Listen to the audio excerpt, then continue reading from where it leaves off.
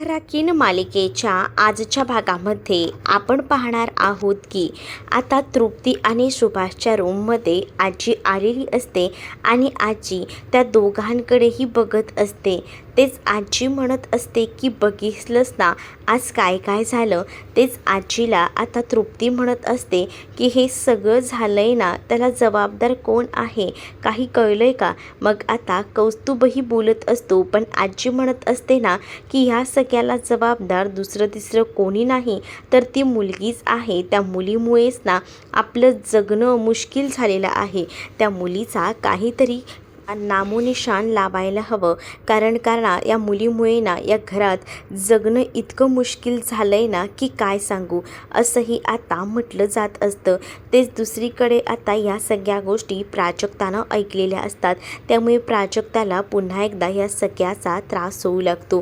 प्राजक्ता ह्या सगळ्या गोष्टी जेव्हा ऐकते ना तेव्हा तृप्ती आजीला म्हणत असते की जरा हळू बोला ना, तुम्हाला आवाज येईल ना. मग आता मला नाही वाटत भीती कोणीही काही ऐकू दे. प्राजक्ताने आता या सगळ्या गोष्टी ऐकलेल्या असतात. आजींच्या बोलण्याचंही तिला वाईट वाटतं. त्याचसोबत मामीनीही आता बोलून टाकलेलं असतं आणि त्यामुळेच ना ती आता थोडा का होईना विचार करू लागते. या सगळ्या काही गोष्टी जेव्हा आता होत असताना दिसत असतात ना तेव्हा आता तृप्तीला बरंच वाटत असतं की घरात जे काही राडा चालू आहे त्यातच या मूर्ख मुलीमुळे ही तर दळभद्री आहे. यामुळेच तर आपल्या घरात कधीही चांगलं होत नाही असंही आता ही आजी बोलत असते. या सगळ्या गोष्टींमुळे ना प्राजक्ताला त्रास होतो कारण प्राजक्ताला एकतर नोकरी मिळालेली नसते ते टेन्शन आणि आज घरात जे काही झालं त्यामुळे भाग्याही तिलाही कसं तरी वाटत असेल पण ती शब्दाने सांगणार नाही.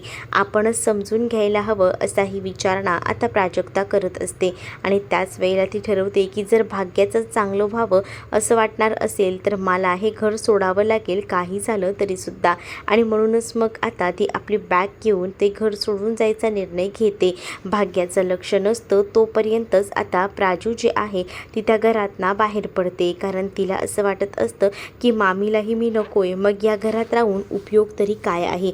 त्यापेक्षा आपण या घराच्या बाहेर पडलेलं बरं. आणि असं बोलूनच बॅग घेऊन ती घराबाहेर पडते. पण घराबाहेर पडत असताना सारख्या त्याच गोष्टी आठवत असतात आणि त्यामुळेच ना त्रास तर भयंकर असा होत असतो. या सगळ्या गोष्टी आठवत असतानाच ना आता मामी जे काही म्हटली होती मामीचं बोलणं की जर प्राजक्ता घराबाहेर नाही गेली तर मी अन्न पाणी सोडेन वगैरे हे सगळं बोलणं आता तिच्या कानामध्ये सारखं पडत राहतं आणि त्यामुळेच ना तिने आता निर्णय घेतलेला असतो की नाही थांबायचं या घरात. आता हे घर सोडून जायचं. जर मामीला जर मान्य नसणार आहे मी या घरात थांबलेली तर काय उपयोग आहे या घरात थांबून. त्यापेक्षा गेलेलंच बरं असाही विचार करून ती एकदा घराकडे पूर्ण निरखून पाहत असते कारण पुन्हा या घरात कधी येणं होईल काय माहिती नसतं. म्हणून ती आता आपल्या डोळ्यांमध्ये हे घर सामावून घेत असते कारण या घरात तिच्या लहानपणीपासूनच्या बऱ्याच आठवणी होत्या आणि त्यामुळेच तिला असं वाटत होतं की आपण एकदा या पूर्ण घराकडे बघावं व्यवस्थित बघावं. आणि घरात बघितल्यानंतर ती आता आपली चप्पल घालून कोणालाही न सांगता त्या घराच्या बाहेर पडते. तेच आता दुसरीकडे आलोकच्या जेवणाची वेळ झालेली असते. 7 वाजता परफेक्ट टायमिंग आलोकच्या जेवणाचं असतं आणि त्याबरोबर 7चा ठोका झालेला असतो. 7च्या ठोक्याला आता बरोबर त्याच्या समोर ना त्याचं जेवण तयार असतं. तेव्हाच ना इकडे लहान मुलांना सुद्धा भूक लागलेली असते कारण जेवण तर तयार झालंय आणि मग म्हटलं तर त्यांना भूक लागलेली असते. दोघंही जण जे लहान असतात समर आणि स्मरायरा ते दोघंही जण तिथे येतात. तेच आता वेळेवर जेवण द्यायचं असतं हे आलोकला माहिती असतं आणि म्हणूनच आलोकला 7च्या ठोक्याला जेवण दिलं जातं. तो परफेक्ट घड्याळ बघत असतो तर काकूने त्याला जेवण वगैरे वाढून दिलेलं असतं. तेच आता तो जेवायला बसलेला असतो तर त्याच्या मागे पुढे इथे असणारी ही क्षणासुद्धा करत असते. मग तिलाही तेच वाटत असतं की काही झालं तरीसुद्धा बिघडायला नको, सगळ्या काही गोष्टी नीट असायला हव्यात. तर तेव्हाच ना आलोकला जेवण दिलं जातं. आज त्याच्या बाजूला काकू उभी असते. काकू त्याला विचारते की सगळं ओके ना. आलोकही आता जेवण करत असतो. तेच इकडे सारखा प्रीतीला कॉल करायला सांगितलेला असतो कारण आज काही झालं तरीसुद्धा प्राजक्ताची पावलं या घराला लागली पाहिजेत असंच वाटत असतं सुलक्षणाला. म्हणून तिने आता प्रीतीला त्रास द्यायचं ठरवलेलं असतं. प्रीतीला सांगितलेलं असतं की लवकरात लवकर आहे ना तू हे सगळं शोधून काढ. अजून फोनच नाही उचललाय. मोठे आई बघा ना, किती कॉल केलेत मी तिला, पण तरीसुद्धा सुलक्षणा म्हणते की कॉल करत राहा, ती नक्कीच उचलेल. खूप झालं आता, मलाही माझ्या मुलाची काळजी वाटते, असंही आता ती म्हणत होती. तेच दुसरीकडे पाहायला मिळतं की रस्त्यावरनं जात असते आणि सारखे मनामध्ये तेच विचार. मामी जे जे काही बोलली होती आणि त्यासोबत कौशिकच्या घरातले लोक जेव्हा आली होती तेव्हासुद्धा तिचा झालेला अपमान, या सगळ्या गोष्टी तिला आता त्रास देत असतात. आणि त्या सगळ्या गोष्टींचा त्रास होत असल्यामुळेच ना ती आता थोडी का होईना आता बधीरसारखी वागत असते. म्हणजेच ना तिला कळत नसतं, कौशिकने तर आपल्यासमोर त्याचं प्रेम व्यक्त केलं, पण मला त्याच्यामध्ये कोणताही इंटरेस्ट नाही आहे. पण घरातल्यांना वेगळंच काहीसं वाटले हे सुद्धा आता तिच्या लक्षात आलेलं असतं. आणि त्यामुळेच ना थोडाफार का होईना विचार ती आता करत असते. विचार करत करत तशीच त्या रस्त्यावरनं एकटी चालत असते. भाग्याने सुद्धा तिला म्हटलेलं असतं की जर तुझ्या मनात तो असेल ना तर बघ, अजूनही विचार कर, या सगळ्या काही गोष्टी चांगल्या होतील. पण तरीसुद्धा ना प्राजूने नकार दिलेला असतो, कारण प्राजू जी आहे ती कधीच त्या कौशिकच्या प्रेमात नव्हती. उलट ती भाग्यासाठीच त्या कौशिकचा विचार करत होती. पण कौशिक हा प्राजूवर मनापासून प्रेम करत होता, पण प्राजूला आता त्याचं प्रेम हे स्वीकारायचं नव्हतं. तिच्या बहिणीला कोणी नाही बोलत असेल तर ही गोष्ट तिला सहन झालेली नव्हती. रस्त्यावरून जाताना सुद्धा ती विचार करत जात होती. समोरून एक मोठी भरधाव गाडी येते, 4 व्हीलर, आणि ती हॉर्न जोरात वाजवत असते, पण रक्षण असतं. पण तेवढ्यातच ना त्यांनी मध्येच गाडी थांबवलेली असते. तेच आता प्राजक्ता म्हणत असते सॉरी. तो म्हणत असतो की तुला जीव द्यायला माझीच गाडी सापडली का, हो बाजूला, आणि असं बोलून तो तिला बाजूला जायला सांगतो. आणि जेव्हा तिकडनं प्राजक्ता चालत असते तेव्हा प्राजक्ताला काही सुधरत नसतं. प्राजक्ता आता एका जागेवर जाऊन बसते. तेच आता इथे समर आणि स्मरायरा हे दोघंही जण ना ताटं वाजवत असतात, म्हणजे काट्या चमच्याने ताटं जोरजोरात वाजवत असतात, कारण त्यांना भूक लागलेली असते. आणि मग ते ओरडत असतात की आम्हाला भूक लागली आहे, भूक लागली आहे. तेच आलोक त्या आवाजाने उठतो. आलोकला त्या आवाजाचा कंटाळा येऊ लागतो, कर्कश होत असतो, म्हणून तो उठतो. जसं आलोक जागेवरनं उठतो ना तसं आता प्रीती त्यासोबत सुलक्षणा सगळेच घाबरतात की आलोक आता काय करेल. आता मुलांचं काही खरं नाही. आणि त्यामुळेच ना आता आलोक हा एकदम रिलॅक्स असतो, पण त्याचबरोबर इथे असणारी सुलक्षणा आणि त्याचसोबत प्रीती घाबरलेली असते. समर आणि स्मराच्या हातातला तो काठा चमचा असतो ना तो आता काढून घेतला जातो आणि त्या दोघांनाही सांगितलं जातं की भूक लागली आहे तर शांतपणाने बोलावं, तुम्हाला भेटेल ना, कशाला एवढं हायपर होत आहे, असं बोलून आता त्या दोघांच्याही हातात ना तो ते चमचे काटे काढून घेतो. आणि मग तो एवढा प्रेमात बोलायला लागलाय ना हे बघूनच ना आता इकडे सगळ्यांनाच धक्का बसतो, कारण आता कधी तो चिडचिड करणारा आज एकदम शांत कसा झाला हाच विचार करून सुलक्षणा त्याच्याकडे बघत असते. पण त्यांनी मुलांना चांगल्या भाषेत समजावलेलं असतं, पण प्रीती मात्र घाबरते. प्रीतीला असं वाटतं की आलोकमुळे आपल्या मुलांना काही त्रास व्हायला नको. आणि म्हणूनच मग आता ती म्हणत असते की चला मुलांनो आतमध्ये, कारण आलोक जो आहे तो तिथेच अचानकपणे असा बसलेला असतो आणि त्यामुळेच वाटत असतं की ह्याने आपल्या मुलांना हल्लाबिल्ला केला तर. म्हणून तृप्ती म्हणते की तुम्हाला भूक लागली आहे ना, थांबा मी तुम्हाला देते वाढून, तुम्ही काळजी करू नका, असं देखील आता ती त्या मुलांना बोलत असते. आणि हळूच का होईना त्या मुलांना ती रूममध्ये घेऊन जाते. तेच दुसरीकडे आता हे सगळं होत असताना सुलक्षाने कुठेतरी सुटकेचा श्वास घेतलेला असतो. म्हणून तर सुलक्षणाला असं वाटत असतं की प्राजक्ता लवकरात लवकर यायला हवी. प्राजक्ता जर घरात येईल आणि प्राजक्ताच्या येण्याने सगळं काही ठीक होणार आहे हे सुलक्षणाच्या माइंडमध्ये सेट असतं. आणि त्यामुळेच ना आता सुलक्षणा या सगळ्याचा विचार करत असते.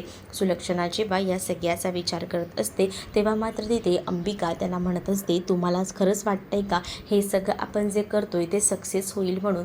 ती प्राजक्ता आपल्या आलोकला होकार देईल का, काय होईल काय नाही, असाही विचार ना आता अंबिका करत असते. आणि अंबिकाने हे सगळे प्रश्न सुलक्षणाला विचारलेले असतात.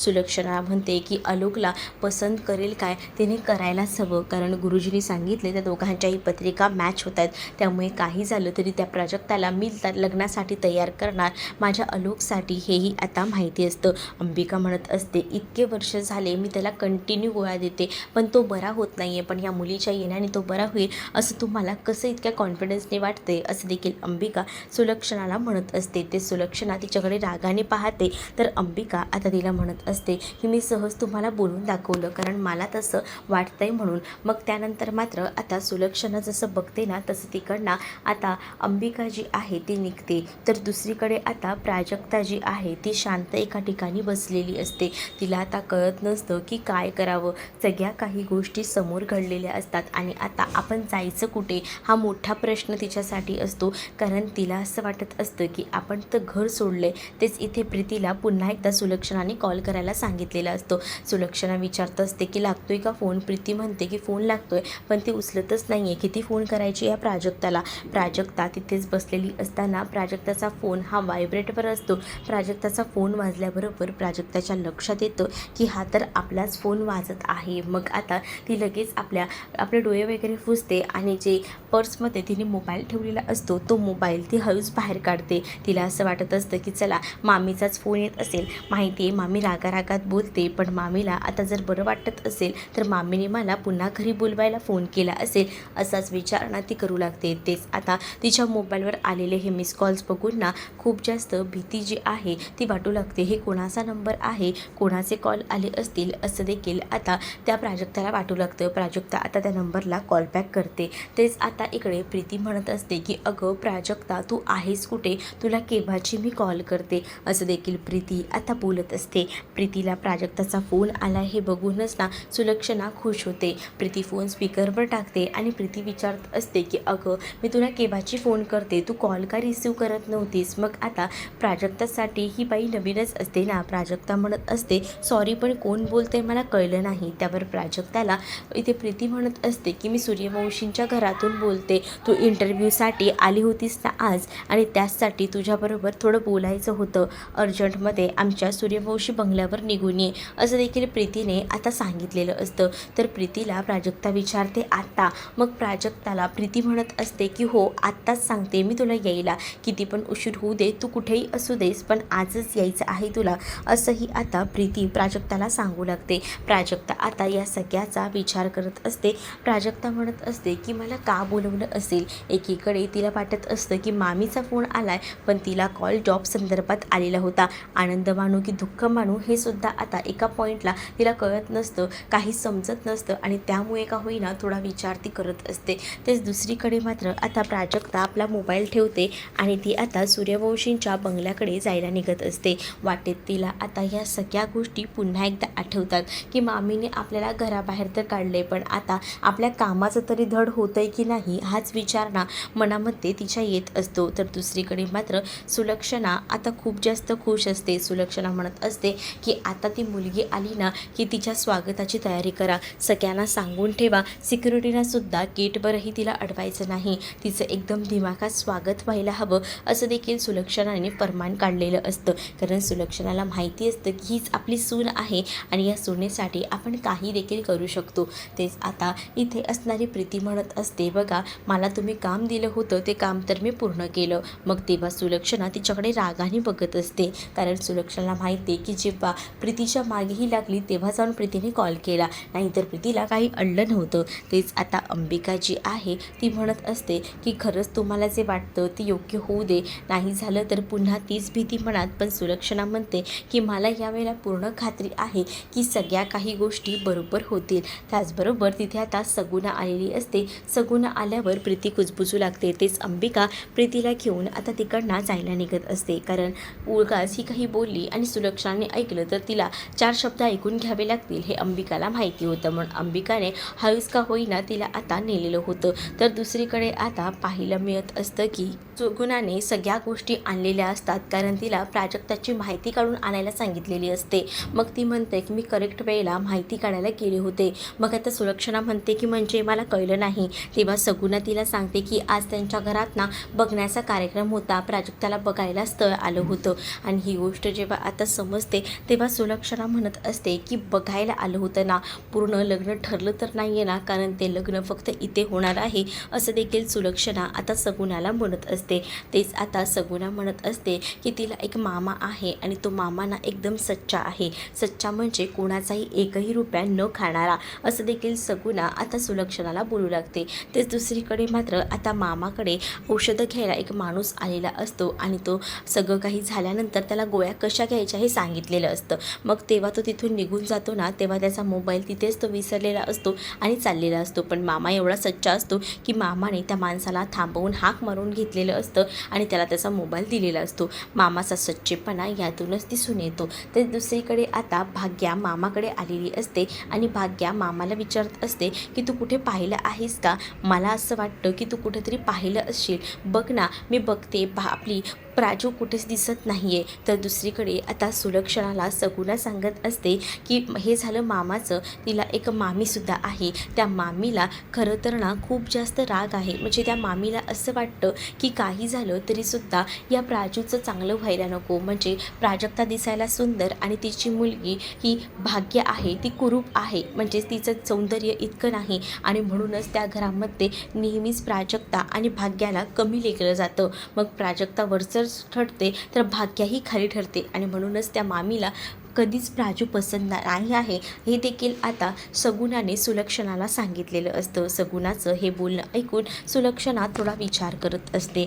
तेच आता सगुनाने बरोबर सगळ्यांची माहिती गोळा करून आणलेली असते. जे डिटेलमध्ये तिने आणलेलं असतं ना, ते सगळं काही इन डिटेलमध्ये ती आता सुलक्षणाला सांगत असते. तर दुसरीकडे मात्र आता सुलक्षणा या सगळ्या गोष्टींचा विचार करत असते. तर इकडे मामाला भाग्याने येऊन प्राजूबद्दल विचारलेलं असतं, पण मामाला माहितीच नसतं की प्राजू कुठे आहे ते. त्यामुळे मामा काहीच बोलू शकलेला नसतो. तेच आता भाग्या जी आहे ती आपल्या आईकडे मामीकडे जाते आणि मग मामी विचारते की तुला काही हवं आहे का? पण मामीला भाग्या म्हणत असते की मला प्राजू हवी आहे. प्राजू कुठे गेली काही माहिती आहे का? तर आता मामी इग्नोर करत असते. तेच भाग्या म्हणत असते की अगं आई, मी सकाळपासून जेव्हा आपलं हे सगळं झालं आहे ना, तेव्हापासून बघते प्राजू घरात कुठेच दिसत नाही आहे. कुठे गेली प्राजूला काही झालं तर नसेल ना? ती न सांगता अशी कशी बाहेर पडली? पहिल्यांदा असं झालंय. आता भाग्याला प्राजूसाठी खूप जास्त काळजी वाटत असते. तिला तिचं टेन्शन येत असतं, कारण जर प्राजू कोणाला सांगून नाही गेली तर हे प्राजूने असं पहिल्यांदा केलंय. खरंच ती कुठे गेली असेल का? असे अनेक विचारणा भाग्याच्या मनामध्ये आता येऊ लागलेले असतात. आता सगुनाने पुढची माहिती सांगायला घेतलेली असते. सुलक्षणाला ती सांगते की ह्यांच्या घरात ना अजून 2 अशी माणसं आहेत ना, ती कपटी आहेत. पहिला म्हणजे तो कौस्तुभ, जो की या बुवांचा मुलगा आहे. कौस्तुभ जो आहे ना, त्याला पगार हा चांगला आहे, पण त्याने घरात पगार खूप जास्त कमी सांगितला आहे आणि पगारातली अर्धीच रक्कम तो घरात देतो आणि अर्धी रक्कम जी आहे ना, तो फक्त स्वतःसाठी जुगारात घालवतो. आणि तेव्हाच ना जुगारात तो हे सगळे पैसे घालवतो. हे सगळं जेव्हा आता सांगितलं जातं तेव्हा आता सुलक्षणा जी आहे ती विचार करत असते. त्याचबरोबर आता जुगार खेळतानाचा कौस्तुभचा तो व्हिडिओसुद्धा समोर येतो. म्हणजे कौस्तुभ जो आहे तो काही मित्रांसोबत आता त्या अड्ड्यावर बसलेला असतो आणि पत्ते खेळत असतो. पत्त्यांमध्ये तो जितके पैसे हरेल तितके पैसे तो काढायचा सुद्धा प्रयत्न करतो, कारण आहे ना त्याला या सगळ्याचा खूप जास्त नाद लागलेला असतो आणि तो त्या सगळ्यामध्ये हरवून जातो.